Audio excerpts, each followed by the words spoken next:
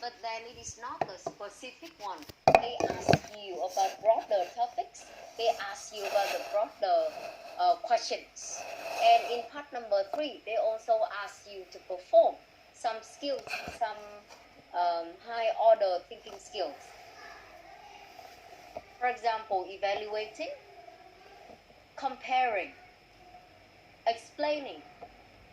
There are something that you have to pay attention to. In part number 1, you will see that we may have a question about like, dislike, preference. In part number 2, they ask you to have a speech of around 2 minutes. In part number 3, it is a further discussion of part 2, but then it is a broader topic, broader question, and they ask you to answer something about, as I said, evaluate, explain, compare, or something else.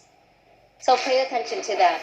And among the 3 parts, only part number 2, you have 1 minute to prepare and up to 2 minutes to answer the question. But then in part number 3, you may have to answer longer than part 1, but not too long. Usually it is around 45 seconds, rather than you have to answer too long, like in part number 2. And you do not have any time to prepare. But then after listening to the question, you'll have to answer it right away. Okay? So it is about the format of part number 3. And as I said to you, the total time that you have for all 3 parts is around 14 minutes, from 11 to 14 minutes. And the previous one, when you have the mid-course test, each of you has around 10 minutes already for part 1 and part 2. And in part number 3, it could be around 4 to 5 minutes. 4 to 5 minutes. And they can ask you a number of questions, rather than you think that we just have 1 or 2. No, they may have a number of questions for you. And the topic is broad, so they can ask more than two questions for you. Okay, so totally we have around 14 minutes for the all 3 parts. And now let's look at some of the question types that you may have in part number 3. Some of the question types that you may have in part number 3. Number 1, do you prefer X or Y, and why? You may see that we have this question in part number 1 already. Yes. But then in part number 3, they may ask you that again. Of course, this time it is not the specific one for X or Y, but then they may ask you about something broader.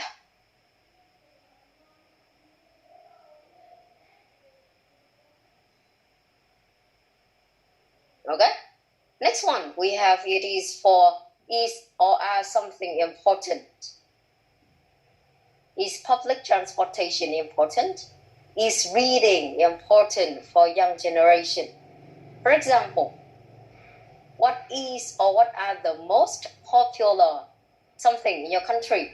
For example, previously they may ask you about a tourist destination that you have visited in the past. And now in part number 3, they ask you, what are the most popular tourist destinations in your country? Because in part number 2, you mentioned 1, you described 1. But then in part 3, they may ask you broader. Number 4, what are the differences between X and Y? The differences, if you remember, I told you that they may ask you to compare. Compare, for example, the way to relax, the way to show happiness, okay? Or even the way to show anger between male and female. So they may ask you about the differences or similarities between something. Number 5, what are the pros and cons of? Pros and cons, advantage and disadvantage. Sometimes they may ask you just one, or sometimes they may ask you both to evaluate both sides, advantages and disadvantages of something. Number 6, how have or has something changed recently in your country? Once again, this one is about comparison. And then they ask you about the past and the present. How have or has something changed recently in your country?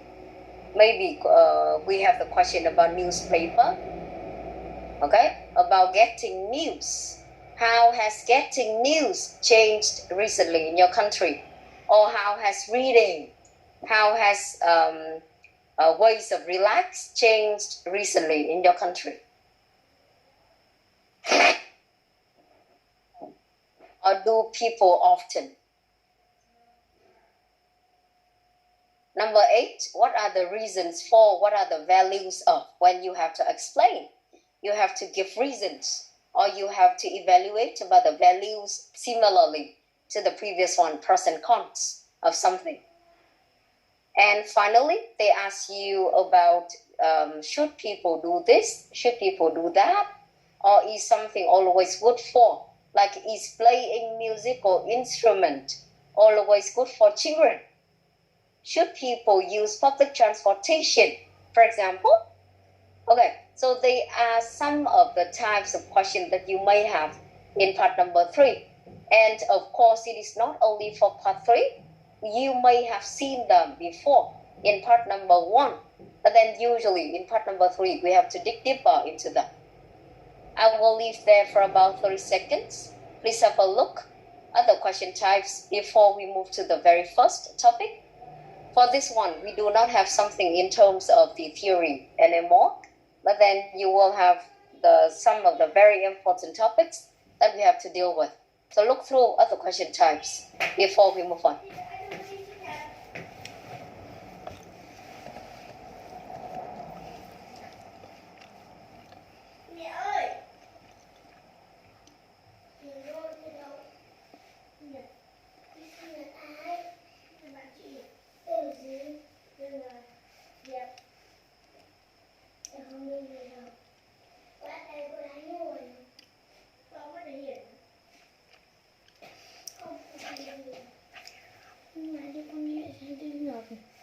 Không ai được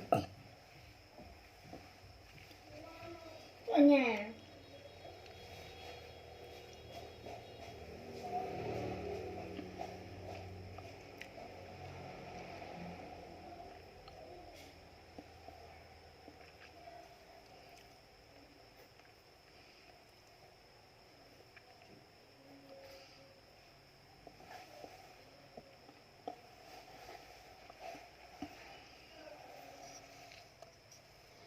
Okay, I know that you are very familiar with that, especially after the mid course. As I said, I consider it a very important lesson rather than you just have a score. Because you know, you go through at least part 1 and part 2, you can have some imagination of the real test. Even you may have the real test before. And another one is that we see about our performance. And you can see that we still have part number 3 rather than we just have 2 parts. So we have to, try our best from the beginning until the end. We just have around 11 to 14 minutes rather than you have a lot of time to perform or to show yourself. I share with you this experience. It is not about the IELTS test. It is about the scholarship interview. The scholarship interview, I have been through 3 scholarship interviews in my life. And I have to tell you that, of course, I can choose just one for my master's degree.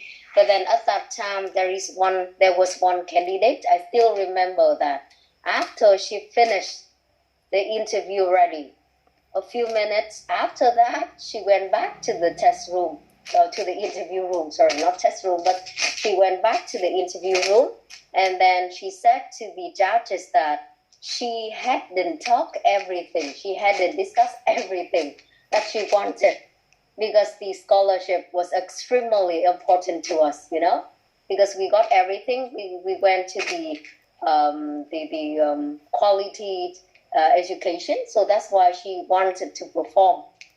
She wanted to talk about everything so that she did not regret after that. So she was the candidate that I really remember. I do not know about the results of her at all. I just know about my results. But then I just want to share with you that even it is just a test, but then you pay for it around 5 million. And we do not want to test too many times. Next one. Now let's look at this. The very first topic that I have here for you is environment. We have this before. However, now let's look at some of the questions in part number 3, not part 1 or part 2. Are there many environmental problems in your country? Are people concerned about environmental problems in your country? Do you think enough is being done to deal with them? What can individuals do to help?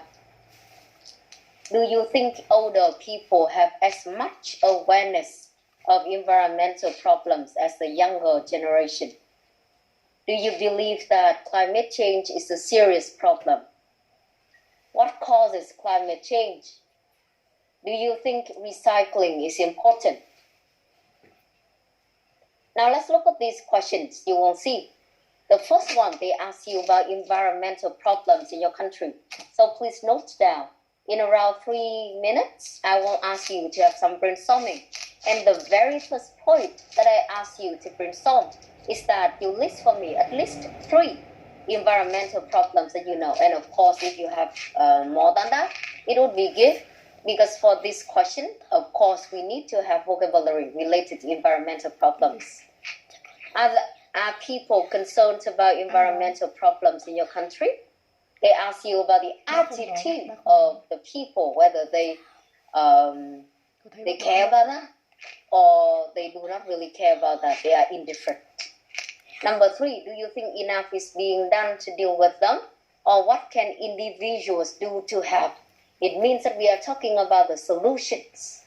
And you should know that in the writing for IELTS, they also ask about the solutions, both at individual scale and the national scale. Okay? Do you believe that climate change is a serious problem? This one is like the argument. You have to say yes or no and explain why.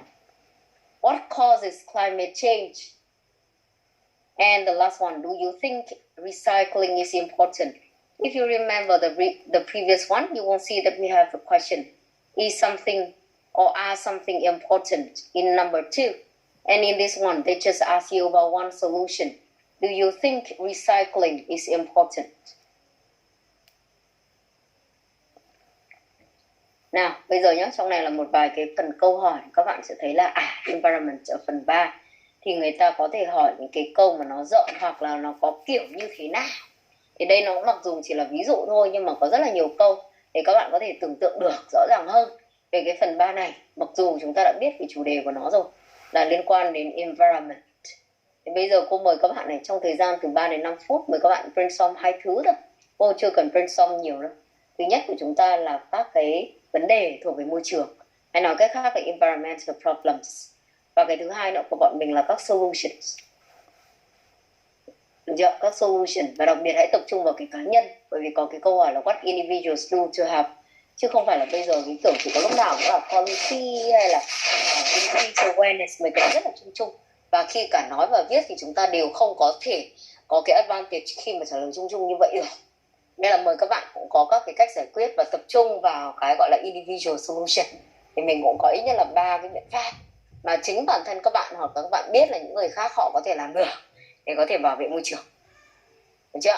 Mời các bạn nhé, có 2 điểm cần brainstorm như vậy. Và sau thời gian 3 đến 5 phút thì mời các em sẽ trình bày trước khi mà chúng ta nhìn thêm một số từ nếu cần thiết.